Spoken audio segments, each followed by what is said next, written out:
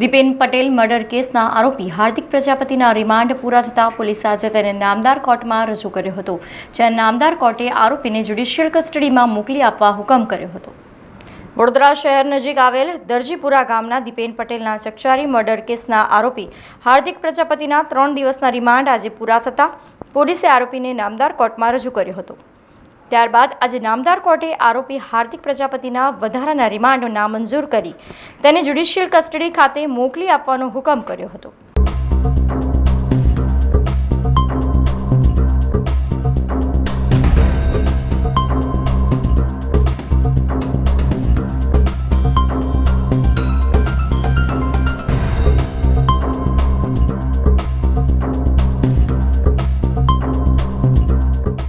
સમાચારોના સતત અપડેટ માટે TNN ન્યૂઝને YouTube પર સબસ્ક્રાઇબ કરી બેલ આઇકોન પ્રેસ કરો અને અમારી સાથે જોડાયેલા રહો Facebook, Instagram અને Twitter ઉપર।